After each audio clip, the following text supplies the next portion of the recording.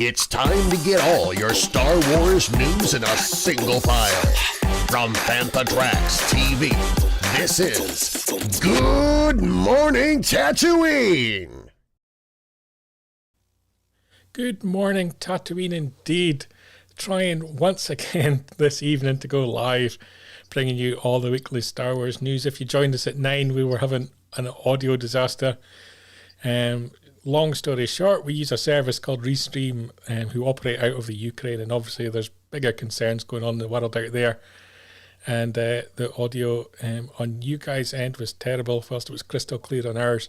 So hopefully this is much better. We're trying a different service. And we're going live now at 10 o'clock in the UK. And we've got all the news coming up. And let's crack on with the show. So first up, we're going to be talking George Lucas and Kathleen Kennedy accepts in the milestone PGA honour. Disney's Obi-Wan Kenobi, the synopsis was revealed. Deborah Chow's been talking about the show and why she brought Darth Vader back into it. Adria Arjona is talking being part of the Disney Plus Andor series. Star Wars Celebration has announced its first wave of guests. Shadow of the Sith cover and first excerpt has been revealed by StarWars.com. Lego Star Wars The Skywalker Saga released a Darkness Rises trailer looking at the villains in the upcoming video game. And we'll be having another look at Star Wars Fun Day as all the guests have now been announced. The important part, subscribe, ring the bell. If you're on YouTube, like us, share the content, follow us. If you're on Facebook, we appreciate all your comments. We'll try and include them, as much of them as possible in the show. And joining me this week from FanthaTracks.com, Mr. Paul Naylor. How are you, Paul?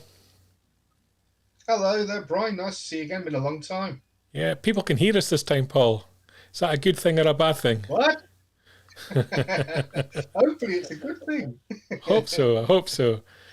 It's I'm going to throw this one out here. We never mentioned this in the last show. Start your engines. My favourite Fantha Tracks Radio podcast. When we get in the first episode. When it comes, it's going to be great. Well, should we say April Fool's Day? April Fool's Day. We'll go for that. We'll go for April Fool's Day. Long anticipated. We're looking forward to it. You and Mr. Newbold are going to be... Me, when he's out there, it's going to be amazing. You and Mr. Newbold are going to be looking at all things Star Wars, mechanical, machine-wise, spaceship-wise on the show. That's right. I think the plans for the first one, I think we're looking at the Millennium Falcon first. So, it'll all be good. Excellent. Important thing, let's get on with the news, I think. First up, George Lucas and Kathleen Kennedy this past week were awarded the milestone PGA honour from the Producers Guild in America. Both phenomenal producers. There's no doubt about it, the productions that they've worked on. It's probably touched everyone's life, really. From Indiana Jones, Star Wars, just at the very peak to like some incredible productions that they've been involved in. Obviously richly deserved. Yeah, absolutely. Although when I did see PGA award, I did think I've never seen him out on the golf course, but you never know. He's retired now. He's got plenty of time for the golf. He's got plenty of time for golf, yeah. Whether he's any good at it's another matter.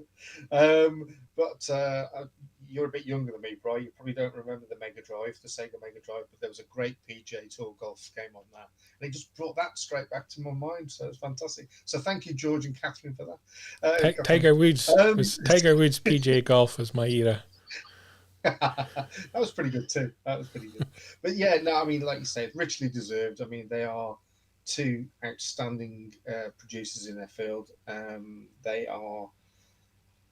have touched all our childhoods, whether it is through Star Wars or Indiana Jones or any of the other intellectual properties they've been involved with. They deserve to be recognised, and the fact that there were so many of their contemporaries there to celebrate with them. Steven Spielberg was there. I think you mentioned to me earlier that who's the guy from Zoetrope? Francis Ford Coppola. Francis Ford Coppola, thank you. His name slipped my mind for a moment. Who obviously was a contemporary of George when they were at film school together. So yeah, it's not an award to be sort of taken lightly. It was a big award and one that they richly deserve. The George obviously mentioned Francis Ford Coppola in his acceptance speech. Kathleen actually mentioned George as being, a mentor to her as well. Obviously, she's now in charge at Lucasfilm. They've been working together previously. Kathleen's heavily connected to Steven Spielberg as well, and obviously George worked with Steven on the Indiana Jones trilogy. So huge connections there. A pretty incredible table. If you look at there, Steven Spielberg, George Lucas, Francis Ford Coppola, Kathleen Kennedy, Jon Favreau. Pretty impressive group of people. Yeah, I saw Jon Favreau was there. Yeah. So the only thing that I worry about at the moment in terms of the current setup for the Star Wars production setup, if you like, is the fact that there seems to be a narrative out there at the moment that doesn't need to be. It's very of the here and now. I mean, if you look at some of the comments that Kathleen made regarding the way of the world as it is at the moment, you don't really need that for Star Wars. I just think it will be interesting to look back 10, 15 years down the line and see whether we think that has impacted on perhaps some of the content that we've got out there. Mm-hmm. We'll see. But I'd like to think that the award is genuinely for positive reasons rather than anything else. Fair play to them. Next up, Disney Plus have released the synopsis for Obi-Wan Kenobi. During the reign of the Galactic Emperor, former Jedi Master Obi-Wan Kenobi embarks on a crucial mission. Kenobi must confront allies turned enemies and face the wrath of the Empire. So lots of hints there as to what we can expect. Obviously, he's going off-world. He's got a mission he's been given. Presumably, someone has to come to him to give him that mission. And it talks about him confronting allies turned enemies. You could easily connect that to Darth Vader. I'm kind of hoping it's going to be the clones. And facing the wrath of the Empire, we'll obviously know he's going to be up against the Inquisitors as the primary villain in the series. And in the background, Vader's going to be there as well. So lots of nice little hints. It'd be good to see Cody and Rex and some of the other clones that have turned up in Clone Wars or even in some of the prequel trilogy. That'd be great. And we know that Tamara Morrison is back on board with Star Wars in a big way. So they've got the man there who they can de-age and do what they need to in order to make it look correct for the timeline. I'd like to see the Emperor back in this, even if it's just for a fleeting moment. But I do hope that they don't overuse Darth Vader. It would be good to see him occasionally rather than all the time. I mean, I think it's a given that in the original Star Wars film, he was only in it for 12, 15 minutes, something like that. So let's make this more about, Ewan and Obi-Wan Kenobi rather than Hayden and Vader. Although, the fact that they've got Hayden back on board is great. I guess my biggest concerns with the series is the headcanon that I've got as to Kenobi's story, between episode 3 and episode 4. And my concerns there as to, do we want him involved with the Jedi again? Yeah. Do we want him too closely connected with Luke or any of the other characters from the original trilogy? And do we want to see him encounter Vader again? I've got fears about all these things. And I've kind of got to park them, because you've got to judge the series on the story. And I'm kind of talking against that because really the next story This touches on this, doesn't it? Yeah. Yeah, Yeah. Deborah Chow talked about bringing Vader back in the show, and it was a huge discussion point at Lucasfilm. And the first variation, obviously, when it was going to be a movie, there was no Vader planned for it, and there was a huge debate got up as to whether Vader should be part of the show at all. And eventually they've gone with the idea of including him. And the hint, I think, is that we're going to see very little of him. It's going to be Inquisitors front and centre. And perhaps we'll see more flashbacks of Obi-Wan and Anakin. I hope so. I mean, that's the only tangible reason for getting Hayden back on board, is that we're going to get to see him in his younger days when he was a force for good rather than evil. We want to see some Clone Wars flashbacks. That'd be an amazing thing to see on screen. We were sort of had that stolen from us, really, by jumping from episode 2 to 3, but then cleverly bringing it all together with the Clone Wars TV series, albeit animated. But I think there's certainly plenty of room for them to go back and put a little bit of live action Clone Wars together. It's fan service for sure, but done right, that could be pretty good fan service. It's the only reason to bring Hayden back. Otherwise, you could have anybody in the suit. If you're not going to take the mask off, it could be anybody. As long as you're the right height and you can shake your fist, then you've got James Earl Jones doing the voice track, or somebody that sounds like James Earl Jones, then you'll be okay. That is a concern, actually. I mean, James Earl Jones is obviously a very old chap now indeed. I do wonder, has he been announced to actually voice Vader? I don't know if he has, and I'm not 100% sure whether he would be the right casting.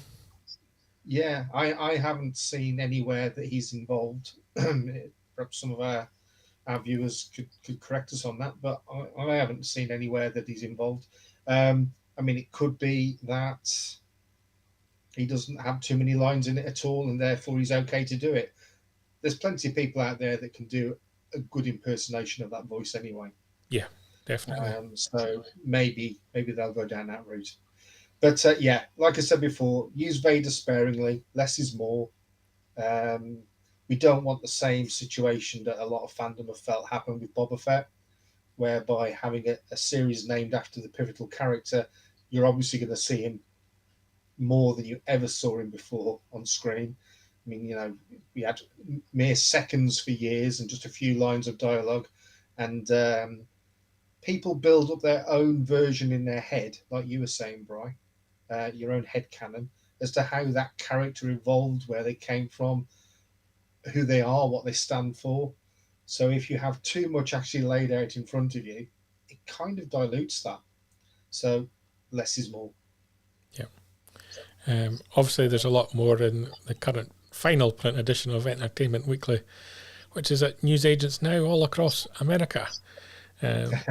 Lots of behind-the-scenes photos, interviews with cast and so on that we've covered in previous shows, and I'm sure more than what's been on the web edition of Entertainment Weekly as well. Kind of sad to see the magazine go. It's always been kind of there at the times of major Star Wars releases, but obviously the world's changing and it's moved digital. Yeah, although, it could go down the same route as Starburst. Starburst has come back with some print issues lately, hasn't it? I think it's going quarterly now. So, who knows? That if there's enough sort of demand out there for it, there may be the occasional print element to it. Yeah. As a graphic designer, I deal heavily in print, so keep print going. Keep print coming, yeah. As a collector, I need it in print. I don't want to collect digital files. Yeah. Moving on. Adria Arjona has been talking about her part in the upcoming Andor series we know little about, beyond the fact that it was filmed all across the UK, popping up in all sorts of different areas of England and Scotland. Lots of leaked photos over the time as well. Major production, huge amount of money spent on it. Filming took almost 2 years of the first series. Haven't seen anything from it as yet. and beyond a little kind of teaser of one of the sets, behind the scenes of one of the sets. And Yeah. it's something that we're looking forward to. Hopefully we'll see a little bit more at Celebration. It's kind of due out. I think they're talking August, September time. Yeah, we had a sizzle reel, didn't we? There was a sizzle reel. We did, yeah, when kind of like a behind the scenes sizzle yeah, reel. a And few sort of like Ralph McQuarrie-esque kind of sort of sketches and stuff. So yeah, it looks amazing. The fact that they've already commissioned season 2, yeah, and that they'll be starting to film that before it actually comes out for season 1, is testament that hopefully that means it's going to be pretty good. From the quote that Adria that we showed on Fantha Tracks, she is absolutely thrilled to bits to be in this show. There's nothing negative coming through from anything that she said there. I would say she could possibly be in some way related to Cassian, because she's got that same sort of background. The look of her, she looks like maybe a sister. Who knows? Because let's not forget Andor, which is the name of the series. Yes, we know we got Cassian in there, but who knows? Maybe this focuses on the family Andor. Yeah, and it's kind of he had this kind of image of being like a almost evil rebel in a way, and that he was prepared to do dark and dangerous things. Well, what put him in that kind of place? And so it wouldn't surprise me if he added some family into the mix and things went awry with his own family. So what an introduction that character had. Basically assassinated one of his looked like he was one of his best mates. And Daniel Mays, it would be good to see Daniel come back into the series, because obviously it's a prequel to Rogue One. So it would, and he's a great character actor anyway. So to have that character perhaps in all of season 1 and season 2, then the emotional payoff of him being killed by Cassian would be way more than we actually have got at the moment. So who knows? Looking ahead to the future, when we might get some announcements, Star Wars Celebration, an event that you're getting to go to. I'm not, but the first wave of our guests have been announced. We've got Ashley Eckstein, Clone Wars Rebels animation, Anthony Daniels, pretty much anything Star Wars. He's kind of lended his voice to. He's got some books to shift. Yeah. And Ian McDermott, the Emperor, as well there. So 3 great guests to kick it off. There's going to be lots more announced between now and the event drops. I can imagine we'll be getting guest announcements weekly. I mean, they're 3 very well respected Star Wars actors. It'd be nice to see Ashley still getting involved. She has been Ahsoka Tano from day one, and so for Rosario Dawson to now be the live action version of that, although Ashley doesn't say too much about it, I would imagine that hurt. So I've got a feeling that she's going to crop up, if not in the Ahsoka series as some sort of background character. It might even just be like, blink and you miss her kind of thing, but just as a little nod to the fans. Or she might even turn up in one of the other series as a completely different character. She's a decent little actress, so let's see what happens. Anthony, like I say, he's got his book to flog. He sold one to me in Birmingham, so he's got to cross the pond now and play his wares over there. And Ian is an interesting one, because it'd be good to catch up with him, because we did have a bit of a fallout the last time I saw him, but I'm sure he's forgotten that. Hope he doesn't use his Force lightning on me. But it does hint at the fact that he's there for a bigger reason, and maybe that bigger reason is that there's going to be an inclusion of Palpatine in the Obi-Wan series, which would be great. He might even be in it more than Vader, because if he's overseeing the Inquisitors as well and everything, who knows? I mean, I know Vader's supposed to have quite a lot of involvement with those, but who knows? The hierarchy could be there still. But also, who knows what else might get announced over a Celebration? There could be a Vader series on the way, and maybe Ian's involved in that. The many clones of the Emperor. The many clones, yeah. Somehow he came back. Yeah. Also announced were some special guests, Doug Chang, who I always think should be getting top billing. I would love to just have an hour's panel, just him talking about the creative side of Star Wars. He's been involved in it for so long now. Yeah. Deserves I'd like to something. have a chat with him just about episode 1, because that was a real leap of faith. That was his, I believe that was his first involvement in Star Wars. He wasn't involved in the special editions, was he? I don't think. I don't think he. Well, he might have been actually just at that time. I think. Yeah. So, but yeah, it'd be great to just sit down and just find out, 20 odd years ago, what his thoughts were on how he developed the look of episode 1, because he was the conceptual artist for episode 1. Yeah. And Steve Sansweet wouldn't be Celebration without Rancho Obi-Wan being there. Yeah. So delighted he's going to be back. Dan Zaire from Coffee with Kenobi is going to be hosting some panels. Good to see that as well. Coffee and Kenobi obviously go live on a Monday night with their own live show. So I know you've popped up with some comments on that show in the early hours in the morning, Paul, as have I. I have, yes. Always a good show. It is actually, yeah. Yeah. And I mean, all 4 of them are meeting Amy as well, who on the end there. All 4 of them I have met and had a meal with or a chat with. They're all great people. They're all very positive contributors to the to Star Wars, full stop. Particularly pleased to see Dan get to be a stage host, because he's pretty tireless with what he does. Met him a few times, and he always comes over and has a chat if he sees me. So fair play to him. Doug, I think I met briefly once in a queue while I was with Mark Newbold. Steve, met him a couple of times. Great bloke. He's so passionate about Star Wars. It's untrue. And Amy, lovely person. Yeah, I was with a couple of the other Fanthas at Orlando, and we had a meal with Amy and a couple of other people to do with Lucasfilm. And it was really just nice to catch up with them.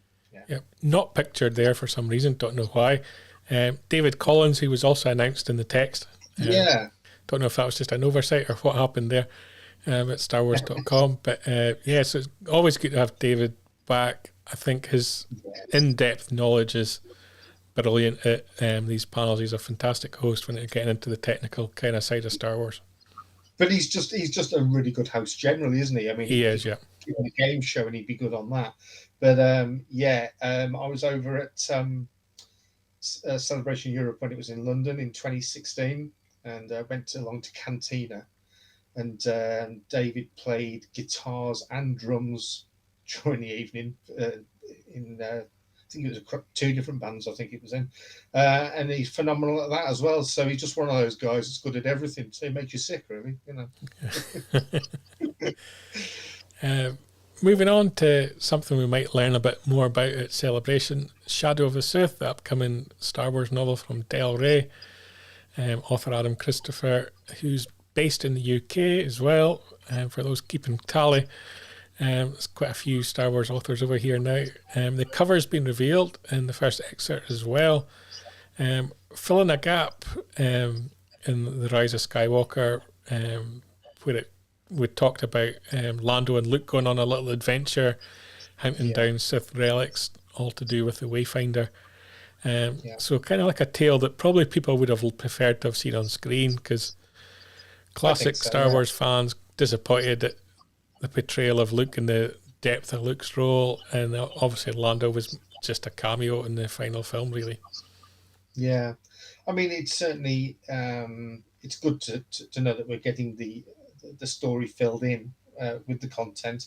But yeah, I agree. I think it would have been better to perhaps have had it as either a TV series or a film, or maybe even I don't know, an animation. But I mean, I think in the very least, what we might end up getting as a spin-off from this novel is probably we'll get some sort of graphic novel Yeah. I think we'll get that. I was always fascinated as a kid by the relationship between Luke and Lando, because when Han was put on ice, he was carbon frozen.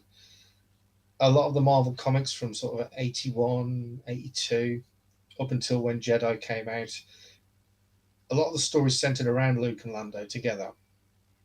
And it'd just be interesting to see whether this sort of like takes me back to that mindset that I had back in those days. When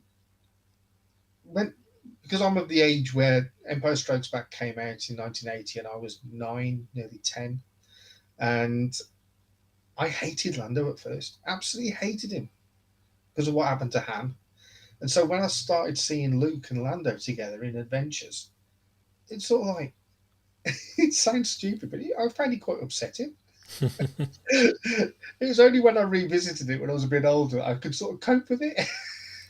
I didn't need therapy for it or anything, but I did find it quite a difficult mix. But yeah, so hopefully now that I've got over that, it'd be nice to see how this works as a novel. Yeah, I mean, you're a big Adam reader Christopher, anyway, obviously, he was originally on board to do a Mandalorian novel, which went by the wayside. So this is his replacement novel for that. So interesting to see what he brings to the table. I think that's a good swap. Yeah. Moving swiftly on, Lego Star Wars released a new trailer this past week. Darkness Rises. It came out at Game Raiders' future game show, focusing on the villains behind Lego Star Wars, and it's probably worthwhile taking a little look at whilst we're talking. Love Lego Star Wars content. 1, because it's humour. 2, because I'm not a big fan of animation, but as animation goes, it's great fun. Incredibly playable, and this stuff, we're talking prequel, classic, and sequel era, so there's something there for everybody. Yeah, I think there's some of the spin-off films in there as well. I think Solo and Rogue One. Yeah, I think they either come with it or you can achieve them by playing the other levels. This was the entry point for my son. Matthew was born in 2003, and his Star Wars was Star Wars Lego. He's more into Star Wars per se now, but you know how different people joined the saga at different points because of when they were born. Some people like the films, some people are Clone Wars fans or Rebels fans. That was their entry to the saga. But for Matthew, it was all about Star Wars Lego games. So I can remember playing the prequel one, and then there was the one that had the whole 6 films, the complete saga as it was then. And should have been the complete saga. It should have been. The end. Yeah. But no, we had many a happy hour playing this, and I know he's pre-ordered it. Bless him. He's 18 now, nearly 19. He's pre-ordered the game. I'm sure we'll have happy memories, nice nostalgic time playing Star Wars: The Skywalker Saga Lego. Yeah, I'm not a huge gamer, but having said that, I've clocked up thousands of hours playing Skyrim. It's my game of choice. I've got a whole family there. I've got houses in different towns. I can go on holiday and all sorts. Are you sure that's not Animal Crossing? Yeah, yeah, and spent far too long playing that game. But yeah, I've got it on pre-order. I'm looking forward to it arriving. Don't have a PlayStation 5 because who does? No. Still can't get them. So I'm on PlayStation 4. So I might throw out my user game. I might play online. I never do that.